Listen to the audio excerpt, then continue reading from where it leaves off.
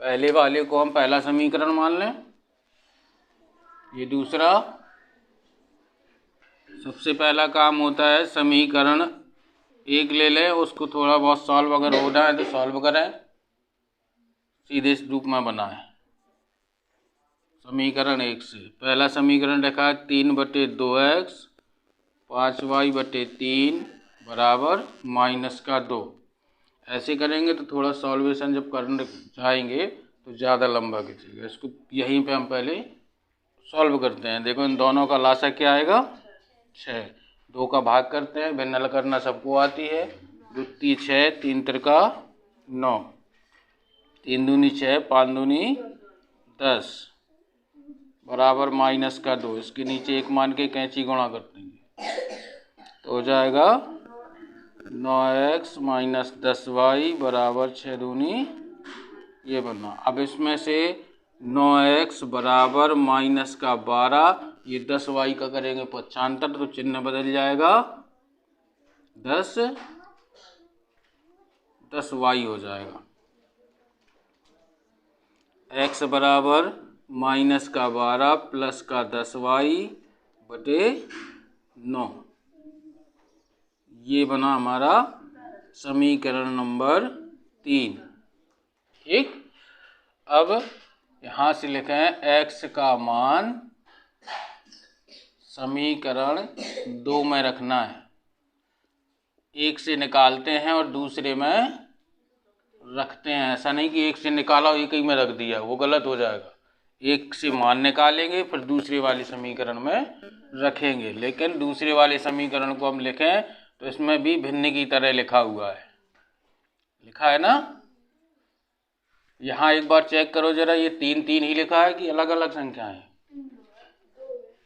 कहाँ है 2? यहाँ 2 है ना, यहाँ है 2, तो यहाँ भी होगा 2। अब इन दोनों का फिर से एक बार लासा ले तो 6 2x 3y बराबर 13/6, तो 6 से 6 कट गया। यहाँ बचा तुम्हारा 2x धन 3y बराबर, अब x का मान रख दीजिए जो तुमने निकाला है।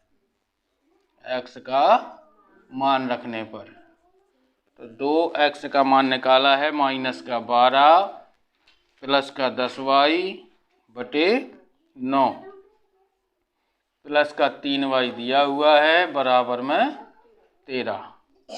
2 का अंदर गुणा कराइए, 12 दूनी 10 दूनी बटे प्लस का 3y बराबर, इसके नीचे 1 मान लीजिए,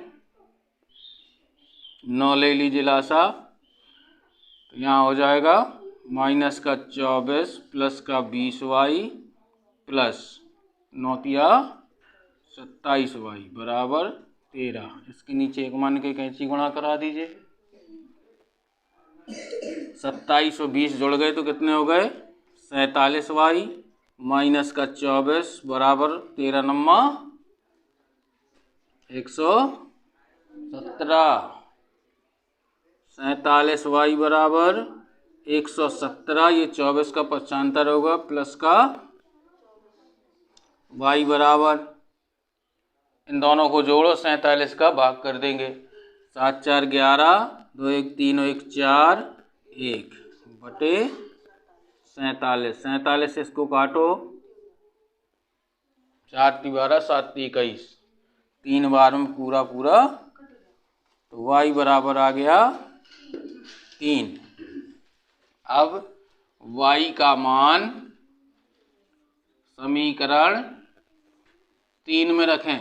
तीसरा था x बराबर -12 प्लस का 10y/9, तो -12 प्लस 10 × 3/9, 10 तिहाई 30/9, 30 में से 9 12 घट गए 18/9, 9 दूनी, तो x का मान आ गया 2।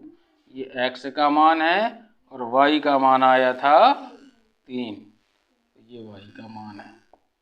ठीक है, अब बताओ किस जगह पे समझ में नहीं आया है।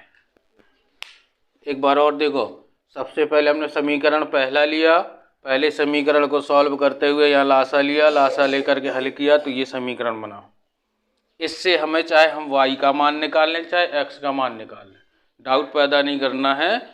चाहे x का मान निकालें या y का, एक का मान निकाल लिया, वो हमने तीसरा समीकरण मान लिया। दूसरा समीकरण लेकर के अगर सॉल्व हो रहा है तो सॉल्व किया, नहीं हो रहा है सॉल्व तो सीधे उठा के हमने x का मान रख दिया। इसको सॉल्व करना था, हमने 2-3 स्टेप में सॉल्व करके सीधे समीकरण के रूप में बनाया, यानी भिन्न जो थी उस भिन्न को ख़त्म किया। x का मान रखा, हल करते चले गए, y का मान मिल जाएगा क्योंकि यहाँ से 2 राशियाँ थी पहले x और y, अब खाली y बची है तो मान आसानी से निकल आता है। y का मान निकल आया, उस समीकरण 3 में रख दो।